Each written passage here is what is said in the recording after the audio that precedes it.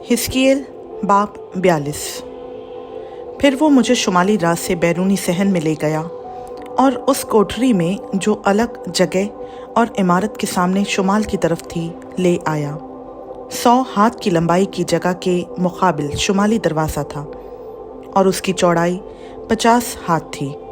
20 हाथ के मुकाबिल जो अंदरूनी सहन के लिए थे और बैरूनी सहन के फर्श के मुकाबिल कोठरियाँ 3 तबकों में एक दूसरी के मुकाबिल थीं और कोठरियों के सामने अंदर की तरफ 10 हाथ चौड़ा रास्ता था और एक रास्ता 1 हाथ का और उनके दरवाजे शुमाल की तरफ थे। ऊपर की कोठरियाँ छोटी थीं क्योंकि उनके बरामदों ने इमारत की निचली और दरमियानी मंजिल के मुकाबला में इनसे ज़्यादा जगह रोक ली थी।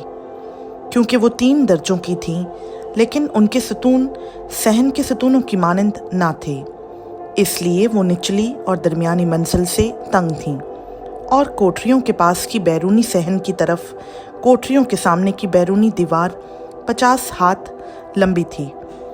क्योंकि बैरूनी सहन की कोठरियों की लंबाई 50 हाथ थी और हैकल के मुकाबिल 100 हाथ की लंबाई थी और उन कोठरियों के नीचे मशरिक की तरफ वो मदखल था जहाँ से बैरूनी सहन से दाखिल होते थे। मशरिकी सहन की चौड़ी दीवार में और अलग जगह और उस इमारत के सामने कोठरियाँ थीं और उनके सामने एक ऐसा रास्ता था जैसा शुमाल की तरफ की कोठरियों के सामने था। उनकी लंबाई और चौड़ाई बराबर थी और उनके तमाम मखरज उनकी तरतीब और उनके दरवाज़ों के मुताबिक थे और जुनूब की तरफ की कोठरियों के दरवाज़ों के मुताबिक एक दरवाज़ा राह के सिरे पर था, यानी सीधी दीवार की राह पर मशरिक की तरफ जहाँ से उनमें दाखिल होते थे। और उसने मुझसे कहा कि शुमाली और जुनूबी कोठरियाँ जो अलग जगह के मुकाबिल हैं मुक़द्दस कोठरियाँ हैं, जहाँ काहिन जो खुदावंद के हुजूर जाते हैं अक़दस चीज़ें खाएंगे और अक़दस चीज़ें और नज़र की क़ुरबानी और ख़ता की क़ुरबानी और जुर्म की क़ुरबानी वहाँ रखेंगे, क्योंकि वो मकान मुक़द्दस है।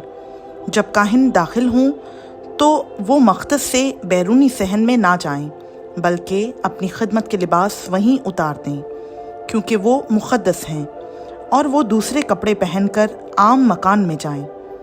बस जब वो अंदरूनी घर को नाप चुका तो मुझे उस फाटक की राह से लाया जिसका रुख मशरिक़ की तरफ है और घर को चारों तरफ से नापा। उसने पैमाइश के सरकंडे से मशरिक़ की तरफ गिर्द गिर्द 500 सरकंडे नापे। उसने पैमाइश के सरकंडे से शुमाल की तरफ गिर्द गिर्द 500 सरकंडे नापे। उसने पैमाइश के सरकंडे से जुनूब की तरफ भी 500 सरकंडे नापे। उसने मगरिब की तरफ मुड़कर पैमाइश के सरकंडे से 500 सरकंडे नापे। उसने उसको चारों तरफ से नापा। उसकी चारों तरफ एक दीवार 500 सरकंडे लंबी और 500 चौड़ी थी, ताकि मुक़द्दस को आम से जुदा करे। खुदावंद का पाक कलाम का पढ़ा, सुना, समझा और कबूल किया जाना हम सबों के लिए बाइस बरकत हो। आमीन।